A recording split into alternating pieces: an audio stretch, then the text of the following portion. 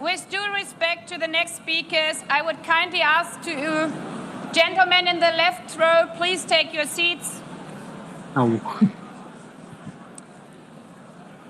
We will continue.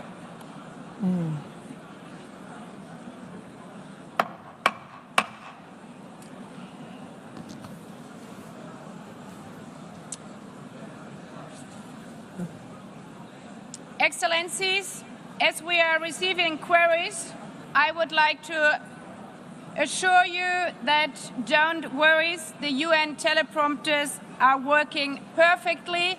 And by this technical note, I would like to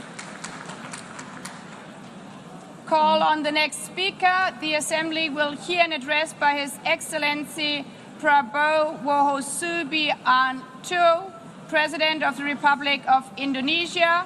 I request protocol to escort His Excellency and invite him to address the Assembly.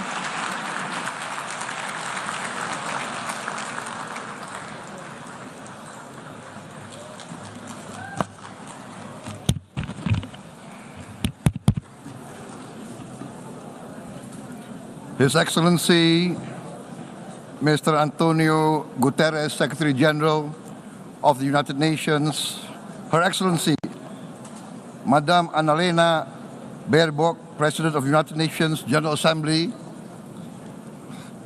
His Excellency, Mr. Moses Abelian, Under-Secretary General for General Assembly and Management, Excellencies, Heads of States, Heads of Governments, distinguished delegates, ladies and gentlemen. It is indeed a great honor for me to stand in this August General Assembly Hall among leaders and representatives who represent almost all of humanity. We differ in race, religion, and nationality, yet we gather together today as one human family. We are here first and foremost as fellow human beings, each created equal, endowed with unalienable rights to life, liberty, and the pursuit of happiness. The words of the United Nations Declaration of Independence have inspired democratic movements across continents, including the French Revolution, the Russian Revolution, the Mexican Revolution, the Chinese Revolution, and Indonesia's own struggle and journey to freedom. It also gave birth to the Universal Declaration of Human Rights, adopted by the United Nations in 1948. All men are created equal was the creed that opened the way to unprecedented global prosperity and dignity. And yet, in our own era of scientific and technological triumphs, an era capable of ending hunger, poverty, and environmental ruin, we also continue to face today grave dangers, challenges, and uncertainties. Human folly, fueled by fear, racism, hatred, oppression, and apartheid, threatens our common future. My country knows this pain. For centuries, Indonesians lived under colonial domination, oppression, and slavery. We were treated less than dogs in our own homeland. We Indonesians know what it means to be denied justice and what it means to live in apartheid, to live in poverty, and to be denied equal opportunity. We also knew what solidarity can do in our struggle for independence, in our fight to overcome hunger, disease, and poverty. The United Nations stood with Indonesia and gave us vital assistance. Decisions made here based on human solidarity by the Security Council and this Assembly gave Indonesia independence, international legitimacy, opened doors and supported our early development through the efforts of the United Nations Children Fund, the United Nations Food and Agriculture Organization, the FAO, the World Health Organization, and many, many other United Nations institutions. And because of that, Indonesia today stands on the cusp of shared prosperity and greater equality and dignity. Madam President, Excellencies, our world today is driven by conflict, injustice, and deepening uncertainty. Every day we witness suffering, genocide, and blatant disregard for international law and human decency. In the face of these challenges, we must not give up. As the United Nations Secretary General said, we cannot give up. We cannot surrender our hopes or our ideals. We must draw closer, not drift apart. Together we must strive to achieve our hopes, our dreams. The United Nations was born from the ashes of the Second World War that claimed scores of millions of lives. It was created to secure peace, security, justice, and freedom for all. We remain committed to internationalism, to multilateralism, and to every effort that strengthens this great institution. Today, Indonesia is nearer than ever before to meeting the Sustainable Development Goals of ending extreme poverty and hunger. Because years ago, this very chamber chose to listen and uphold social and economic justice. We will never forget. And today, we must never be silent while Palestinians are denied that same justice and legitimacy in this very hall. Excellencies, Thucydides warned, the strong do what they can, the weak suffer what they must. We must reject this doctrine. The United Nations exist to reject this doctrine. We must stand for all, the strong and the weak. Might cannot be right. Right must be right. Indonesia today is one of the largest contributors to United Peacekeeping Forces. We believe in the United Nations. We will continue to serve where peace needs guardians, not with just words, but with boots on the ground.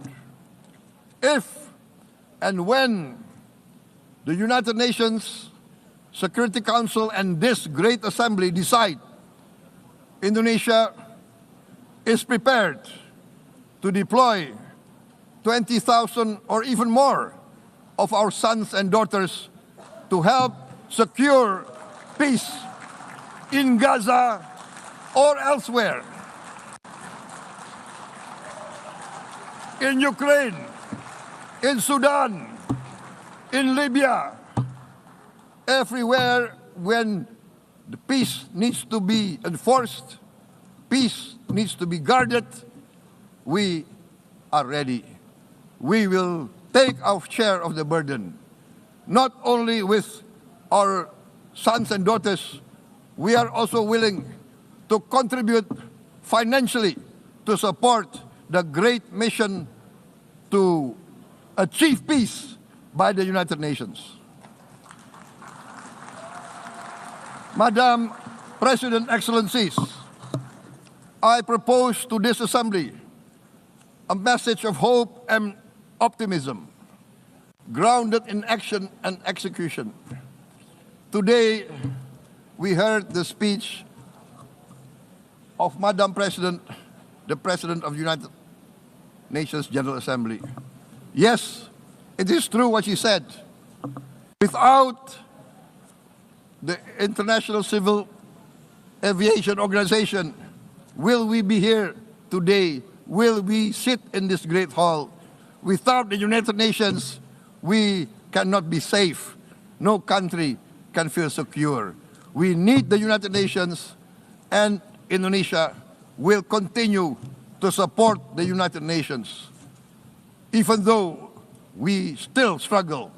But we know the world needs a strong United Nations. The world's population is growing. Our planet is under strain. Food, energy, and water insecurity haunt many nations. We choose to answer these challenges directly at home and to help abroad wherever we can.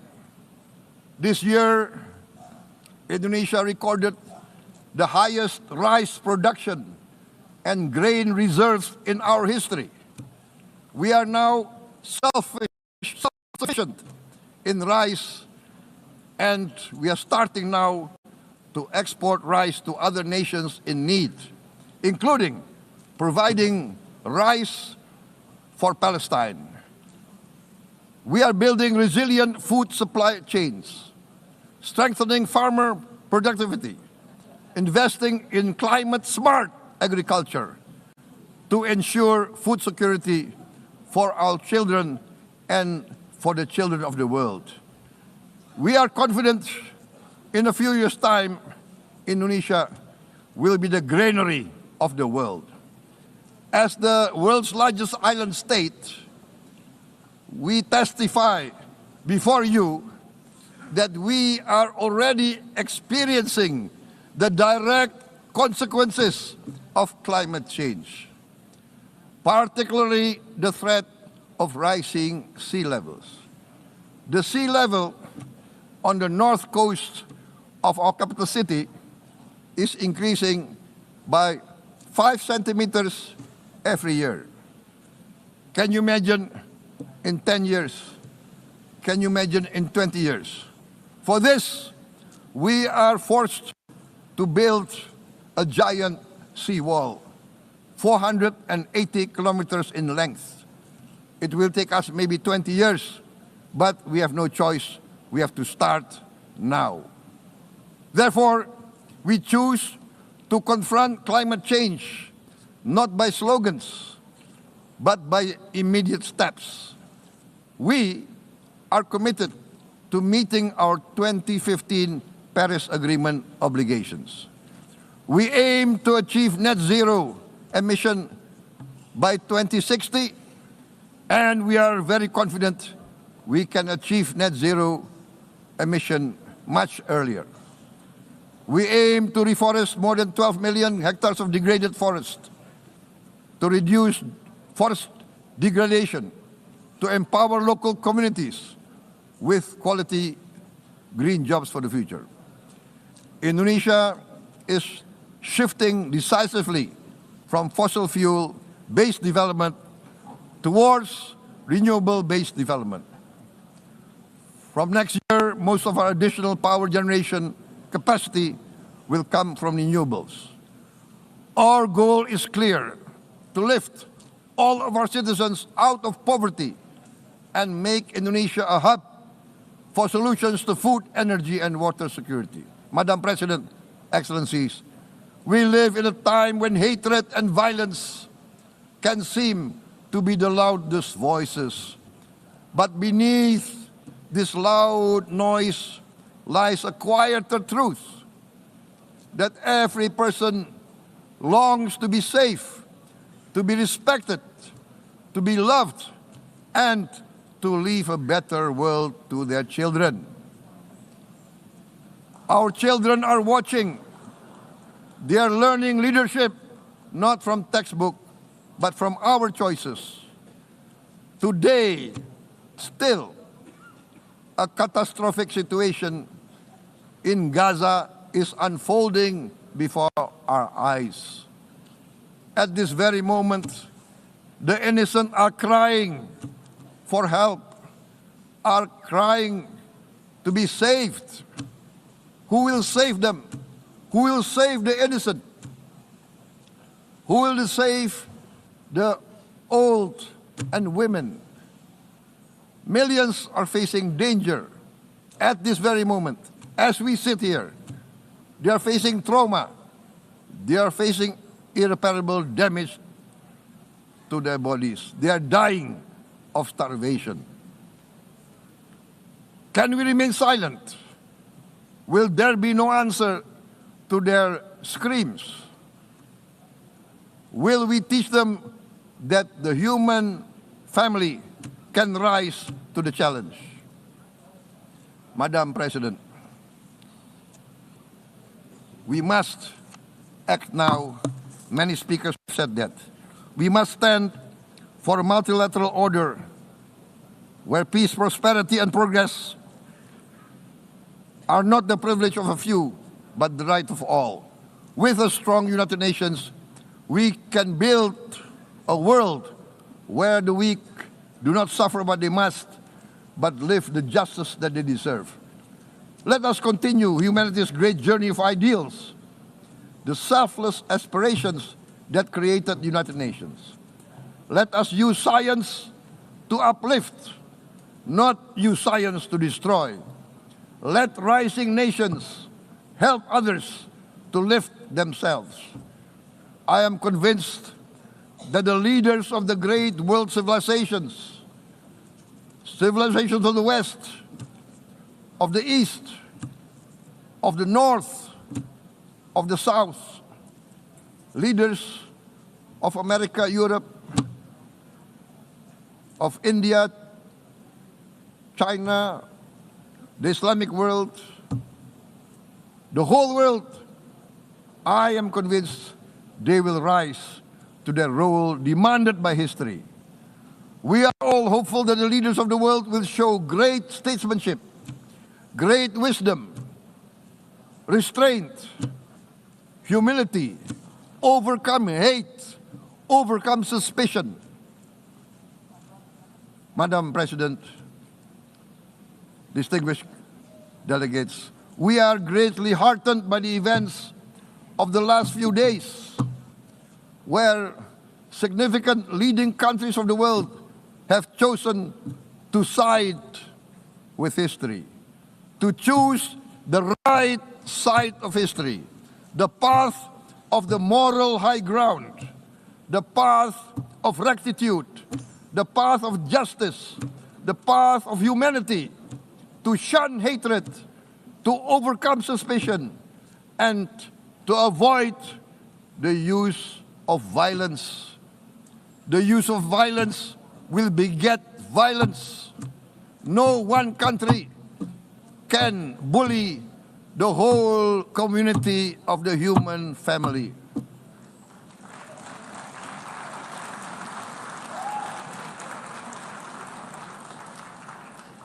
We may be weak individually, but the sense of oppression, the sense of injustice has proven in the history of mankind that this sense of injustice, this sense of oppression will unite into a strong force that will overcome this oppression, that will overcome this injustice. To close, I would like to reiterate again Indonesia's complete support for the two-state solution in Palestine. We must have an independent Palestine, but we must also recognize, we must also respect, and we must also guarantee the safety and security of Israel. Only then we can have real peace, and no longer hate and no longer suspicion. The only solution is this two-state solution. Two descendants of Abraham must live in reconciliation, peace, and harmony. Arabs, Jews, Muslims, Christians, Hindus, Buddhists, all religions, we must live as one human family. Indonesia is committed to being part of making this vision a reality. Is this a dream? Maybe, but this is the beautiful dream that we must work together towards. Let us work towards this noble goal. Let us continue humanity's journey of hope, a journey started by our forefathers, a journey that we must complete. Thank you. Wassalamualaikum warahmatullahi wabarakatuh.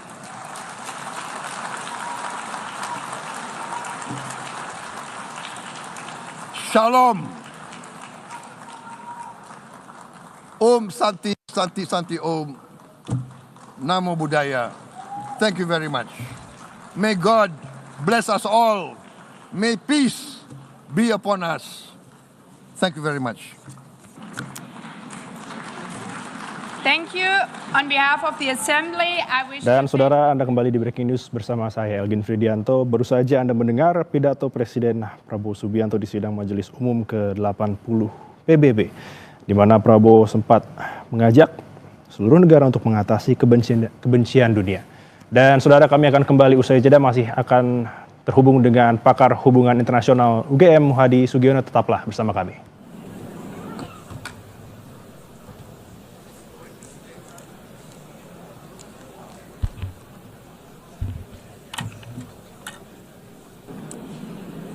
The Assembly will hear